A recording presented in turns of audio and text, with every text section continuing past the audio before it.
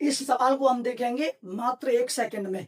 तो सबसे पहले मैं इस सवाल पे आता हूँ कि सवाल दे रखा है 4 अंकों की सबसे बड़ी संख्या में कौन सी न्यूनतम संख्या जोड़ी जाए कि राशि को 307 से पूरा पूरा विभाजित किया जा सके। यानी कि 4 अंकों की आपको संख्या लेनी है, उसमें कोई भी इन ऑप्शन में से एक संख्या जोड़नी है और उसको 3 से डिवाइड करना है, और डिवाइड पूरा पूरा जा सकता है तो वही उसका ऑप्शन होगा। ठीक है, तो इसमें क्या करना है कि सबसे पहले 4 अंकों की संख्या लेते हैं हम।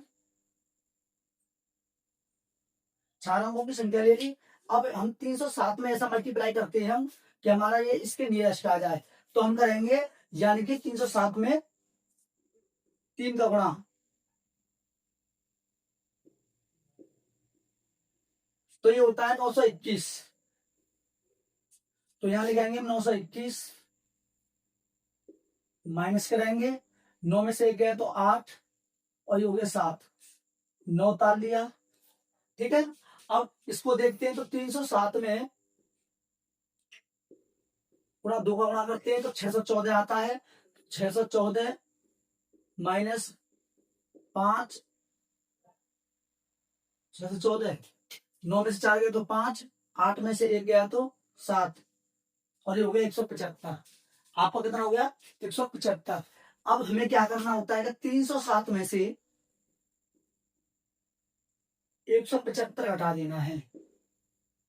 तो 2, 3, 1, आपका ऑप्शन 132 बिल्कुल क्लियर होगा। क्लियर है? ये था हमारा शॉर्ट ट्रिक, बहुत आसान। अब इसको मैं थोड़ा समझा देता हूं बेसिक से।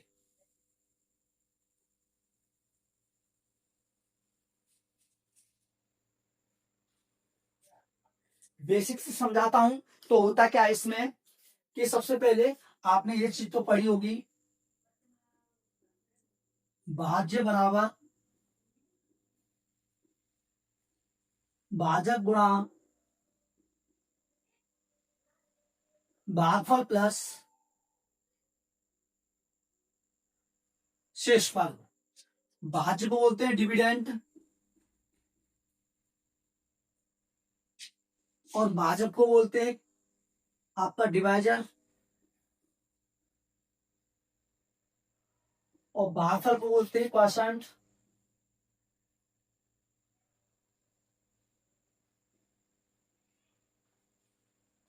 ठीक है, इसको क्या बोल देते हैं हम? क्वोशंट बोल देते हैं। QUOINT होता है ये। दोबारा लिख देता हूं,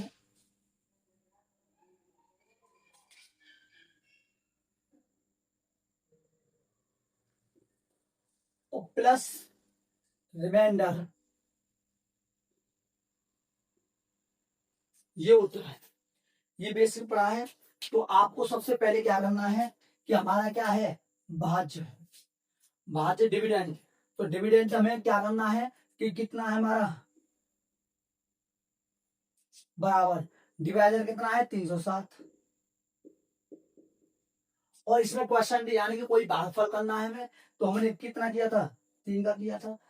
3 का करने के बाद, और आपको इसमें करने के बाद इसमें घटाया था, तब जाके निकलता। तो ये चीज मैंने आपके सामने लिख दी है। क्लियर है यहाँ तक?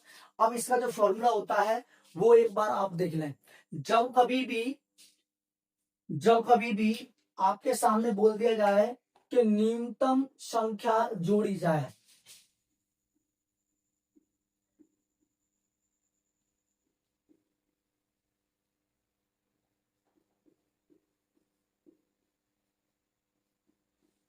जोड़ी जाए, तो कुछ नहीं करना है आपको। सबसे पहले ये देख लेना है कि डिवाइजर माइनस